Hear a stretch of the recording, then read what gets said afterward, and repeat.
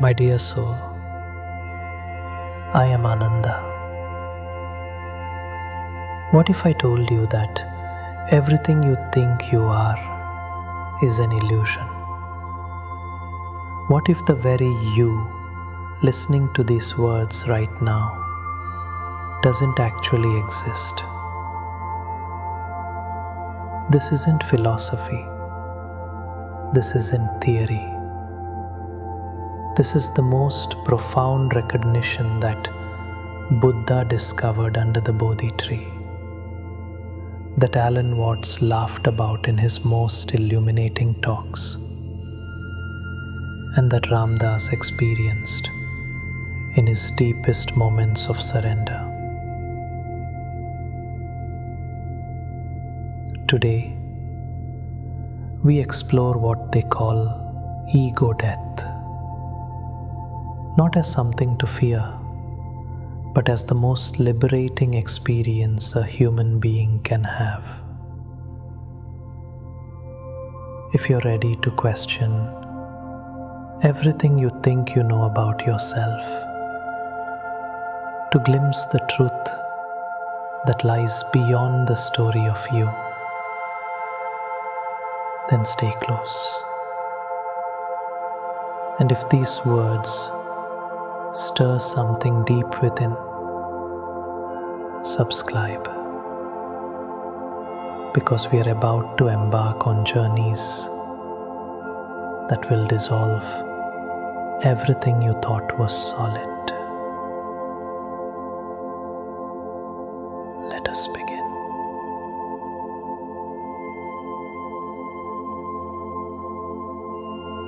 Close your eyes, beloved. Take a deep breath, and for just a moment, try to find yourself. Where are you exactly? Are you in your thoughts? But thoughts come and go. Which thought are you? Are you your body? But your body is constantly changing. Which part are you? Are you your emotions? But emotions shift like weather. Which feeling defines you?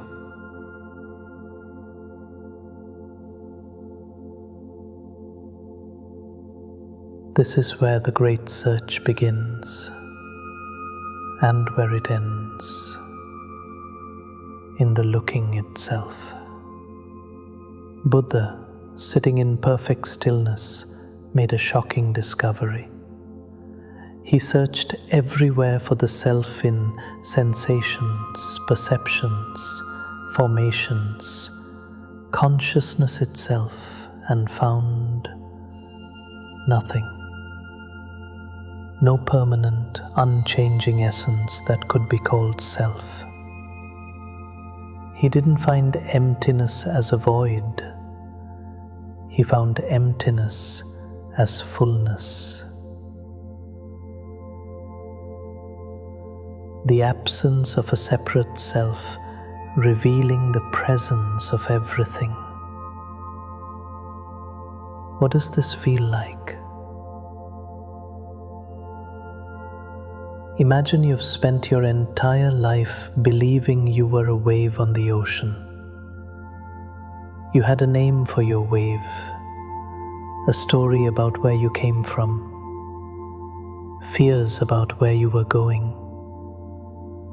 You spent all your energy trying to make your wave bigger, more important, more permanent. Then suddenly, you realize you were never just a wave. You are the entire ocean, playing at being a wave. The wave doesn't die. It recognizes what it always was. Alan Watts, with that mischievous wisdom, would say, "You are not a little bag of skin dragging around a body.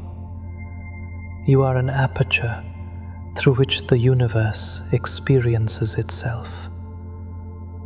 The ego, this sense of being a separate someone, is like a whirlpool in a stream. It looks solid, it feels real, but it's just water spinning in a temporary pattern. What happens when the whirlpool dissolves? Does the water disappear? No. It returns to the stream it never actually left. This is ego death. Not the death of awareness, but the death of the illusion that awareness belongs to someone. Not the death of experience, but the death of the experiencer. Not the death of love, but the death of the one who thinks they need to find it.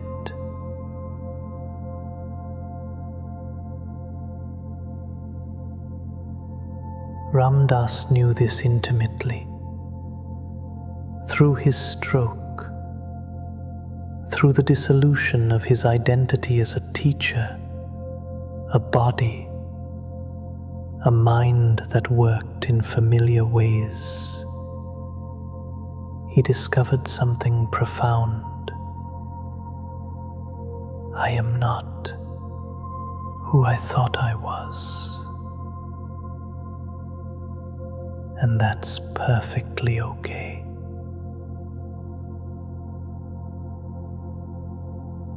He learned to rest as pure awareness, watching the ego story dissolve and reform, dissolve and reform, like clouds passing through an empty sky. The clouds are not the enemy. The ego is not the enemy. They are temporary formations in the vastness that you are. So what does ego death actually feel like? At first, there might be terror. The mind screams, if I'm not who I think I am, then who am I? If I'm not this story, this identity, this precious sense of me, then what's left? And then silence. Not the silence of absence, but the silence of total presence. Not the emptiness of nothing, but the fullness of everything. You realize you're not in the experience, you are the experience. You are not watching your breath, you are the breathing. You are not feeling love, you are love itself, temporarily forgetting its own nature. The fear of ego death dissolves when you realize there was never an ego to die. There was only infinite awareness playing hide and seek with itself. And here's the beautiful paradox. When the ego dies, life becomes infinitely more alive. When the separate self dissolves, love flows without obstruction.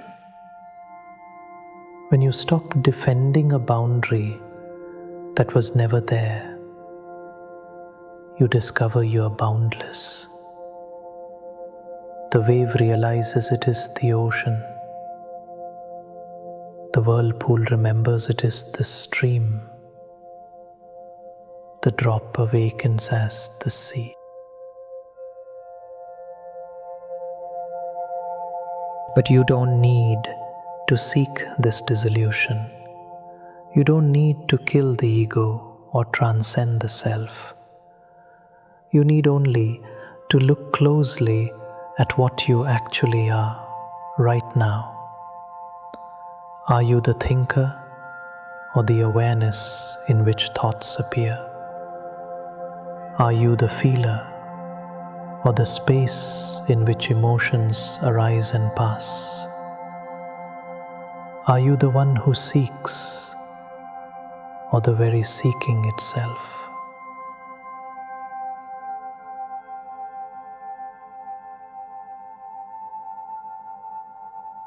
Rest here, beloved, not as someone having an experience, but as the experience itself.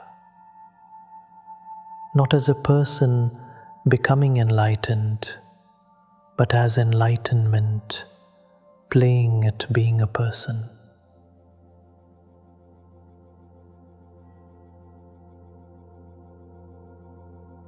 The ego death that Buddha, Watts and Ram Dass pointed to is not a future event. It is the recognition of what has always been true. There is no separate self to die, only infinite being, temporarily forgetting its own nature. And in this recognition, everything changes. And nothing changes at all.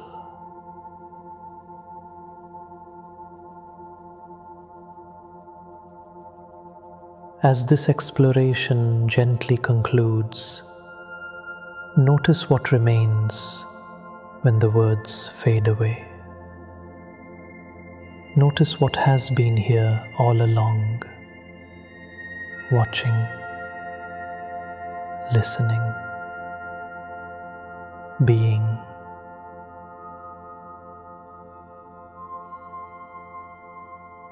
If this recognition has touched something beyond the mind, something that the ego cannot claim or capture, then you have tasted what Buddha, Alan Watts, and Ram Dass all pointed toward.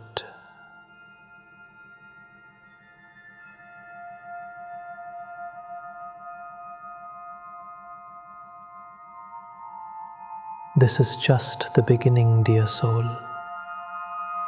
Each week, we dive deeper into these profound recognitions where ancient wisdom meets direct experience, where the teachings of Buddha, Watts and Ram Dass converge into the simple truth of what you are. Subscribe to continue this journey of dissolution and discovery. Ring that notification bell so you never miss these moments of coming home to yourself.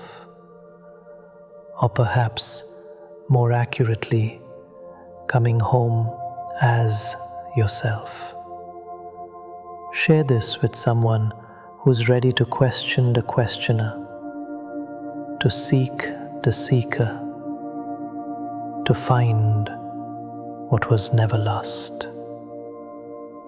And until we meet again, in that space beyond the mind, beyond the ego, beyond the story of separation, rest as what you are. Trust what you have always been. Know that you are already, eternally, completely free. I am Ananda, and you are the very awareness in which Ananda appears.